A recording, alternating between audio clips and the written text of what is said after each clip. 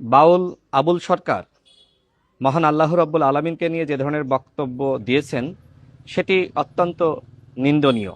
আমি মনে করি তার শাস্তি হওয়া উচিত, যাতে করে ভবিষ্যতে কেউ আল্লাহকে নিয়ে, রাসূলকে নিয়ে এ ধরনের কটূক্তি না করতে পারে।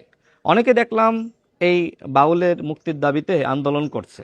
আমার কাছে মনে হয় যে তারা হয়তো এই বাউলের যে ফাউল বক্তব্য সেটি শোনে নাই।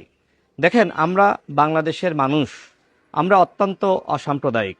আমরা মনে করি এদেশে যারা হিন্দু রয়েছে তারা স্বাধীনভাবে তাদের ধর্ম পালন করবে, যারা মুসলমান রয়েছে তারা স্বাধীনভাবে তাদের ধর্ম পালন করবে। কেউ কারোর ধর্ম নিয়ে কটূক্তি করতে পারবে না।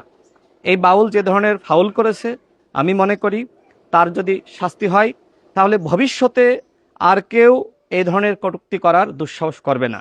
দেখেন, আমি মুসলমান, আমি মনে করি এই বক্তব্যের মাধ্যমে বাউল আবুল সরকার যে ধরনের ফাউল করেছে তার কঠোর শাস্তি হওয়া উচিত, যাতে করে ভবিষ্যতে আর কেউ এ ধরনের বক্তব্য প্রদান করার দুঃসাহস না করে। আমি মুসলমান, আমার কাছে সবার আগে ধর্ম আগে।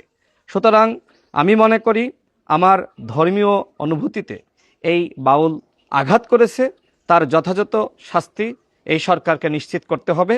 এবং একই সাথে যারা আন্দোলন করছে, আমি তাদের কাছে অনুরোধ রাখতে চাই, আপনারা আগে তার বক্তব্য শোনেন, এরপরে আপনারা আন্দোলন করেন। বাংলাদেশে যারা শিল্পী রয়েছে তারা তাদের শিল্পকর্ম নিয়ে এবং তাদের শিল্প চর্চা তারা করতে পারে, এটাতে আমাদের কোনো আপত্তি নাই। আমরা মনে করি বাংলাদেশের মানুষের সেই ধরনের স্বাধীনতা রয়েছে, যারা শিল্পী তারা তাদের কার্যক্রম পরিচালনা করবে।